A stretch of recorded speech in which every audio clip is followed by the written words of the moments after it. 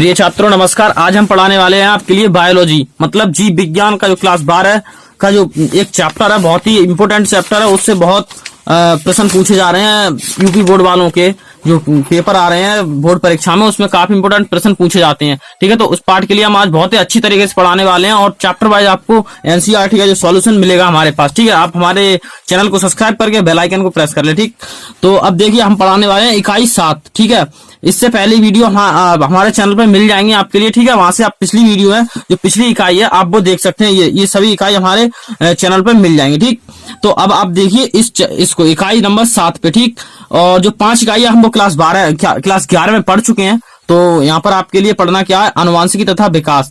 तो इसमें से कुछ 2021 में कुछ 30% जो सिलेबस कम कर दिया गया है उसमें से कुछ हटा दिया गया है, वो भी मैं देख लूंगा। ठीक, तो शायद यहाँ से हमारा ये वाला चैप्टर हटा दिया गया है, लेकिन हम इन 2 चैप्टर को अच्छे से कवर करने वाले हैं। ठीक, तो पहला चैप्टर आपका अध्याय 5, पेज नंबर आपकी एनसीईआरटी बुक है तो उसमें कितने पे 75 से 153 पेज तक आपका ये चैप्टर मिलेंगे। ठीक, तो अब चलते हैं हम जो आपका पाठ है उस पर, मतलब लेसन।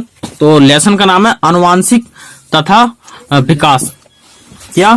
अनुवांशिक तथा विकास। जो इकाई है आपकी, क्या जो इकाई है वो आपके अनुवांशिक तथा विकास है। तो देखिए अब हम पहुंचते हैं पाठ पर। तो पाठ का नाम है भाई क्या 175 पेज पर पहुंचते हैं। देखिए हम 75 पेज नंबर पर पहुंचते हैं। यहां पर ये देखिए हमारा ये वाला जो पाठ है अध्याय 5 और एनसीईआरटी बुक से वंशागति तथा विविधता के सिद्धांत। ठीक, तो अब हम करते हैं स्टार्ट वीडियो को। देखिए यहां से आप देखिए आपको ये पढ़ लेना है। क्या? यहां से आपके लिए ये पढ़ लेना है और फिर जो मैं पढ़ा रहा हूं चाहे पहले आप पढ़ लीजिए, जो मुझसे पढ़ने से पहले पढ़ लीजिए, चाहे मेरे पढ़ने के बाद। ठीक, तो अब हम स्टार्ट करते हैं। देखिए वंशागति पाठ का इकाई है हमारी, क्या इकाई है, मान लो अनुवांशिकी। इकाई है अनुवांशिकी।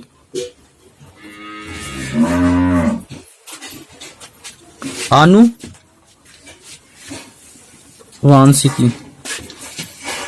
ये हमारी इकाई है। ठीक है, और इसके अंतर्गत चैप्टर क्या है आपका, वंशागति। क्या? वंशागति तथा विविधता के सिद्धांत। अध्याय 5। अध्याय कितना है? हाँ, अध्याय 5 ही है। ठीक है, अध्याय है 5।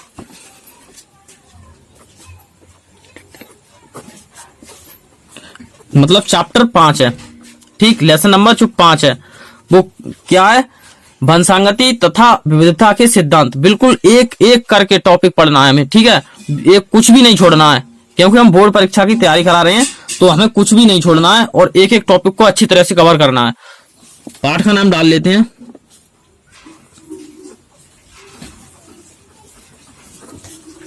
वंशागति तथा विविधता के सिद्धांत। ठीक, ये हमारा पाठ। तो अब हम सबसे पहले देखें कि वंशागति और अनुवांशिकी, ये वंशागति, अनुवांशिक और विविधता सिद्धांत की तो बाद की बात रही, सिद्धांत को तो हम चैप्टर के अंदर पढ़ेंगे। पहले पाठ करते हैं क्लियर। क्या? पहले आया आपका अनुवांशिकी। तो अनुवांशिकी क्या है? सबसे पहले जो अनुवांशिकी है वो क्या है, तो देखिए अनुवांशिकी मैं टॉपिक डाल लेता हूं, इकाई को क्लियर करते चलते हैं हम। तो अनुवांशिकी क्या है, शायद परीक्षा में पूछ सकता है अनुवांशिकी क्या है। तो अनुवांशिकी, अनुवांशिकी, अनुवांशिकी। ठीक, देखिए सबसे पहले अनुवांशिकी की हम डेफिनेशन लिखते हैं, मतलब परिभाषा लिखते हैं। तो अनुवांशिकी मतलब जेनेटिक्स। ठीक, मैं हिंदी का प्रयोग करूंगा टोटल, इंग्लिश नहीं, क्योंकि मैं यूपी बोर्ड वालों के लिए पढ़ा रहा हूं, वो भी हिंदी के लिए। शायद सभी बोर्डों में ये आएगा। ठीक, हमें सबसे पहले तो अनुवांशिकी की परिभाषा देखनी है। ठीक, तो अनुवांशिकी की परिभाषा लिखते हैं हम, जीव विज्ञान की वह शाखा जीव विज्ञान की वह शाखा जीव विज्ञान की वह शाखा है जिसमें हम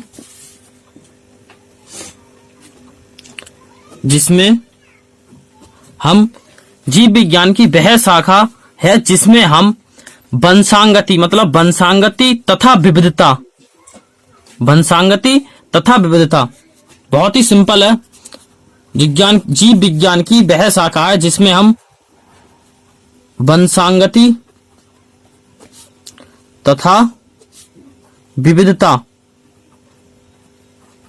जीव विज्ञान की वह शाखा है जिसमें हम वंशांगति तथा विविधता का अध्ययन किया जाता है या विविधता का अध्ययन करते हैं। जीव विज्ञान की वह शाखा जिसमें हम वंशांगति तथा विविधता का अध्ययन करते हैं। ठीक, ये क्लियर हुई परिभाषा? शायद क्लियर हो गई होगी, जहां तक है वहां तक इस परिभाषा आपके लिए याद भी हो गई होगी। ठीक है, ये परिभाषा आपके लिए दिमाग के ऊपर से ना निकल जाए, क्या दिमाग के ऊपर से ना निकल जाए, बल्कि ये हमें अच्छे से याद करनी है और याद भी हो गई होगी। जहां तक मैं कोशिश कर रहा हूं आपके लिए साथ ही साथ समझ में आ रहा है और याद भी हो रही है। ठीक, तो अब बात करते हैं हम वंशांगति की।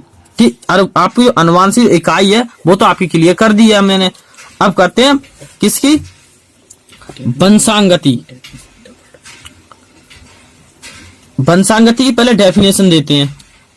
ठीक, वंशांगति की डेफिनेशन देते हैं। पहले इनको क्लियर कर लें हम, इनकी पहले परिभाषा वगैरह ये लिख लें। तो अब क्या है, अब क्या, ठीक है, ये क्लियर कर लें। अब लिखते हैं हम वंशांगति।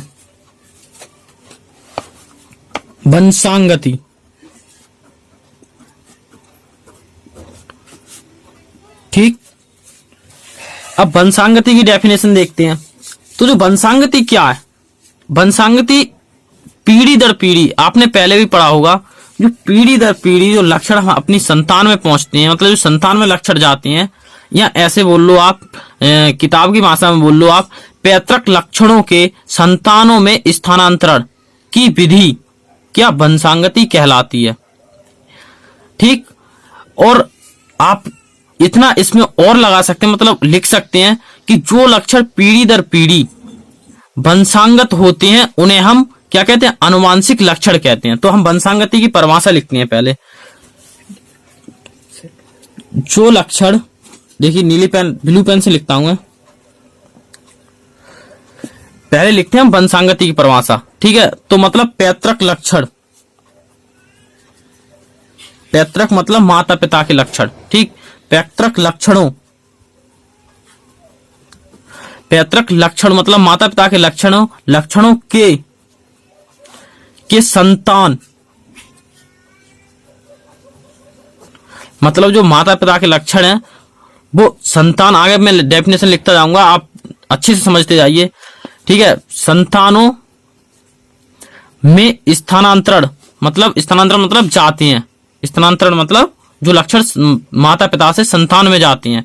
ठीक है, तो हम विज्ञान की भाषा में लिखेंगे पैतृक लक्षणों के संतानों में स्थानांतरण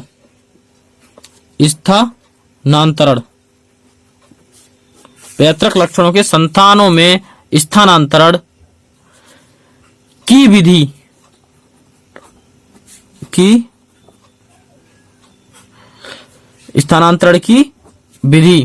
क्या कहलाती है? वंशांगति कहलाती है। वंशांगति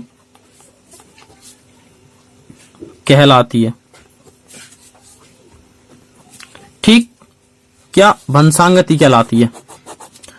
पैतृक लक्षण मतलब माता पिता के जो लक्षण होते हैं, लक्षणों के संतानों मतलब संतान में, ठीक है, समझ रहे होंगे, संतान में स्थानांतरण की विधि वंशांगति कहलाती है। और इसमें आगे एक और लाइन आती है, ठीक है, उसको भी काफी याद रखना, काफी इंपोर्टेंट है। तो वो लाइन क्या है? वो लाइन है कि जो लक्षण पीढ़ी दर पीढ़ी वंशांगत होते हैं, जो लक्षण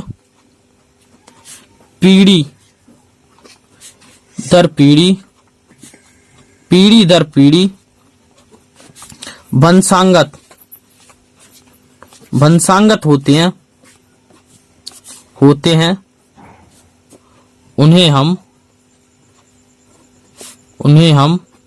क्या कहते हैं? क्या बताया था मैंने पहले? आनुवांशिक लक्षण कहते हैं। क्या? आनुवांशिक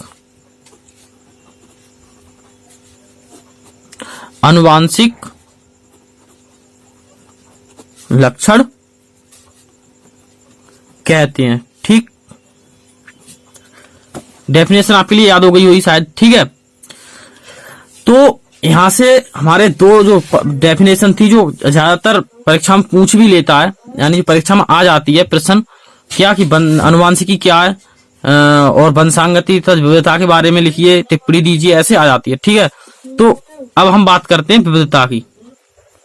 क्या विविधता में क्या होता है? जो परिवर्तन, मतलब विविधता से मतलब समझ लीजिए परिवर्तन। जो लक्षण दर पीढ़ी जो संतान में जा रहे हैं उसमें जो परिवर्तन होते हैं उसे हम क्या कहते हैं? विविधता कहते हैं। डेफिनेशन लिखने की कोई जरूरत नहीं है, इतनी इंपोर्टेंट नहीं है, लेकिन सभी चीज जो हम पढ़ाएंगे वो एक एक टॉपिक इंपोर्टेंट है। ठीक है, तो अब मैं समझा देता हूं आपके लिए बहुत ही अच्छे तरीके से। अब तक तो मैंने दिखाया आपके लिए डेफिनेशन के रूप में, अब मैं समझाता हूं जो आपके दिमाग में मुझे भरना उस टाइप से। ठीक, तो देखिए क्या लिखना है हमें। सबसे पहले लिखना क्या है हमें? आनुवांशिकी।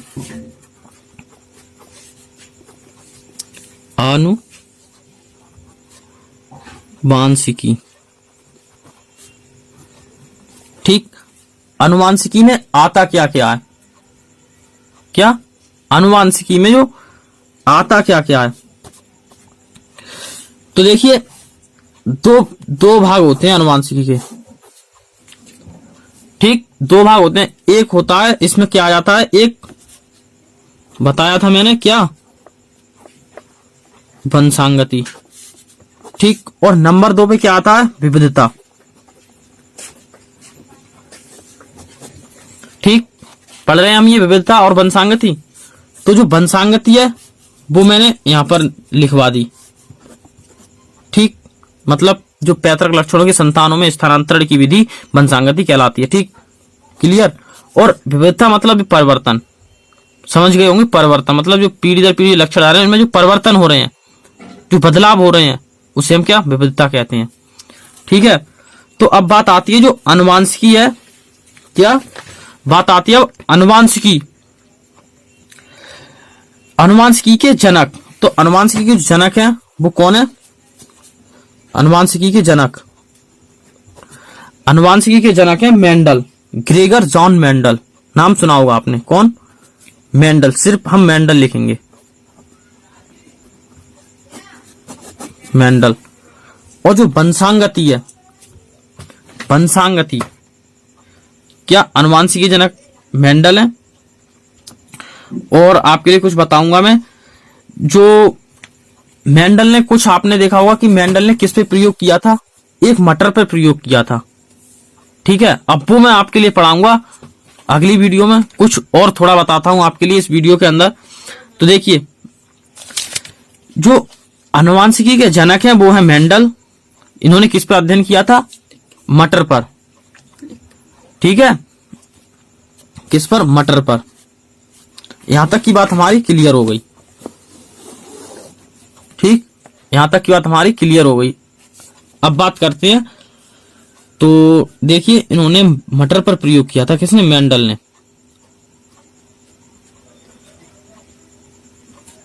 मेंडल ने किस पे प्रयोग किया था? मटर के पौधे पर, के पौधे पर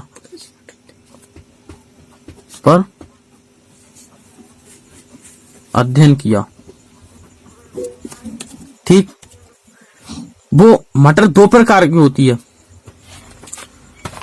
अब यहां से लेकर चल रहे हैं। ठीक है, जो हमारे जो चैप्टर के अंदर दिया है उसको पढ़ाना है अब हमें। ठीक है, तो इन्होंने एक मटर 2 प्रकार की होती है। तो मटर कौन सी? मटर 2 प्रकार की होती है। कितने प्रकार की होती है मटर? 2 प्रकार की होती है। एक होती है उद्यान मटर, आपने सुना होगा क्या? उद्यान मटर। और जो दूसरी मटर थी उसका भी हम नाम बताएंगे, वो आगे बताएंगे, वो हमारे आगे चैप्टर में काम में आएगी। लेकिन अभी बता दूंगा तो आप लोग कंफ्यूज हो जाएंगे। तो मैं आप मटर का नाम लिखता हूं। कौन सी मटर थी जो इन्होंने प्रयोग किया था? वो कौन सी मटर थी? उद्यान मटर। ठीक, इन्होंने जो प्रयोग किया था वो इस मटर पे किया था। आपको सिर्फ अभी ये याद रखना है, ठीक है। तो अब बात करते हैं किसकी, कि जो इन्होंने आनुवांशिकी से संबंधित कुछ बातें बताई थी मटर में। मटर पे इन्होंने अध्ययन किया और उसमें कुछ बातें भी बताई थी। तो जो बातें थी वो क्या थी अभी हम पढ़ने वाले हैं। तो पहले हम आपके लिए कुछ बेसिक क्लियर करा दें, ठीक है। एक प्रश्न बन जाता है कि मेंडल ने मटर के पौधे पर अध्ययन किया। किस पौधे पर अध्ययन किया? मटर के पौधे पर। वो कौन सी मटर थी? वो मैंने आपको लिखा दी।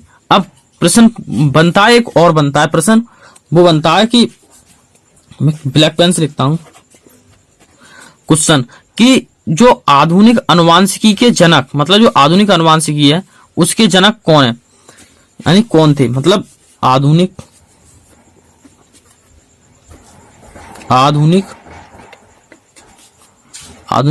आनुवांशिकी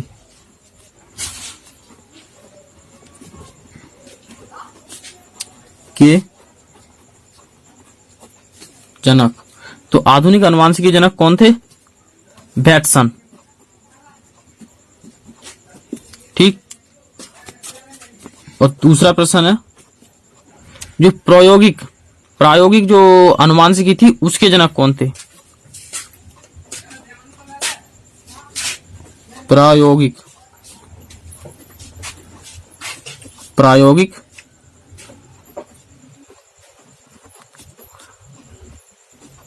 अनुवांशिकी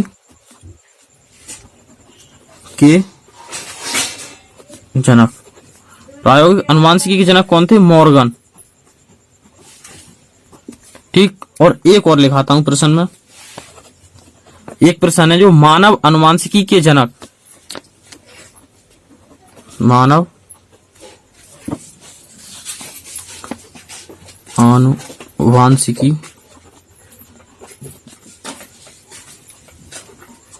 के जनक। मानव अनुवांशिकी जनक कौन थे? गैरोड। ये 3 प्रश्न है और एक बनता है ये वाला जनक, ठीक है। तो आप देख सकते हैं यहां से इतना आपका क्लियर हो गया, ठीक है। ये यहां से आपका क्लियर हो गया है और इससे आगे का मैं किस पे पढ़ाऊंगा वो अगले लेक्चर में पढ़ाऊंगा, ठीक है। और यहां से देख लीजिए आप, थोड़ा जी मिस्टेक हो गई थी, थोड़ी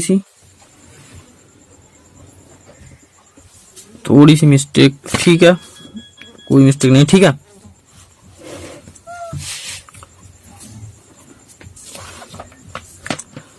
तो आज के लिए बस इस वीडियो के लिए इतना ही।